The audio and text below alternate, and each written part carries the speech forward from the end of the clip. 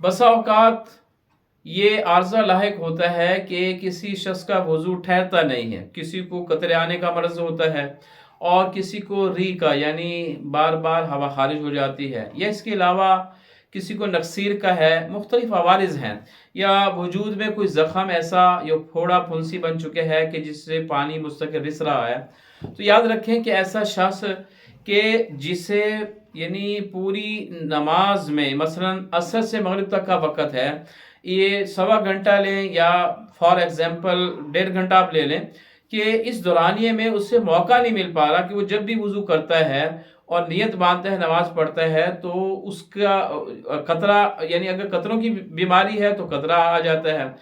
ورنہ ہوا خارج ہو جاتی ہے، یعنی جس مرض میں وہ مبتلا ہے یہ ضرور اسے لاحق ہوتا ہے،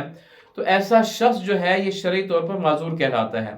تو ایسے شخص کے بارے میں حکم یہ ہے، ہمیں حدیث ملتی ہے حمنہ بنت جحش رضی اللہ تعالیٰ عنہ اور زینب بنت جحش رضی اللہ تعالیٰ عنہ، ان کے بارے میں آتا ہے کہ انہیں لیکوریا کا یعنی مرض لاحق تھا اور بار بار بلیڈنگ اور یہ چیز درپیش رہتی تھی، تو ان سے آپ علیہ السلام نے فرمایا تھا کہ ایسا شخص کہ جو شرعی معذورین کی فہرست میں آ جائے تو اس کے لیے حکم یہ ہے کہ وہ وضو ایک کر مثلا ظہر کی نماز کے وقت اس نے وضو کیا تو اس ایک وضو سے ظہر کی نماز پڑھے، سنتیں پڑھے، نوافل، یعنی عصر تک وہ جتنی چاہے نمازیں عبادت وہ کر سکتا ہے۔ اس دوران چاہے اگر وہ یعنی قطروں کا مریض ہے، قطرے آتے رہیں لیکن اس کا وضو اس سے نہیں ٹوٹے گا کیونکہ شرعی معذور ہے۔ ہاں اگر کوئی اور عارضہ لاحق ہو گیا یعنی خون بلڈ نکل آیا ہے یا یہ سو گیا ہے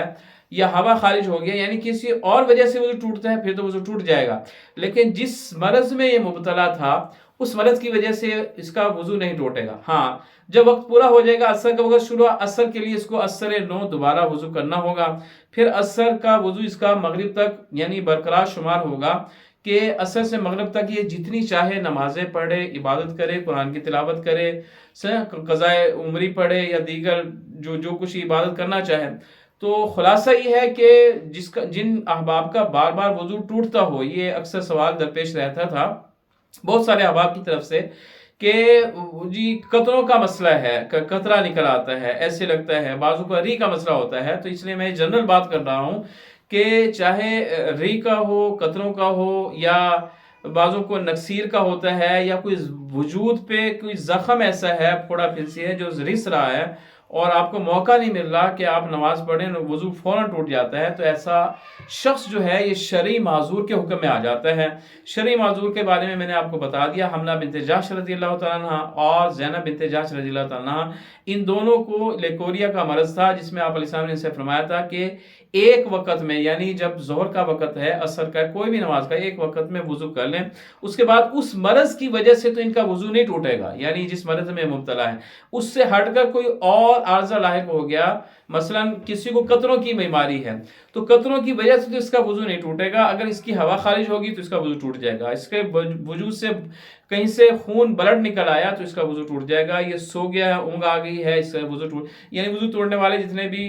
دیگر عوارض ہیں ان کی وجہ سے، لیکن جس مرض میں یہ مبتلا تھا اس کی وجہ سے نہیں ٹوٹے گا۔ خلاصہ یہ ہے کہ مریض احباب یعنی ایسے احباب کے جنہیں قطروں کا مرض ہو یا ہوا ری کا ہو یا دیگر ایسے جن کو پتہ ہے کہ ہمیں بار بار یہ دشواری پیش آتی ہے، تو ان کے لیے شرعی مسئلہ اور حکم یہ ہے کہ وہ صرف ایک مرتبہ وقت میں وضو کریں، اور وضو کر لینے کے بعد چاہے اس کے بعد انہیں وہ قطرے آتے رہیں اور ری کا مریض ہے اس کو ری خارج ہوتی رہے، اس سے اس کا وضو نہیں ٹوٹے گا۔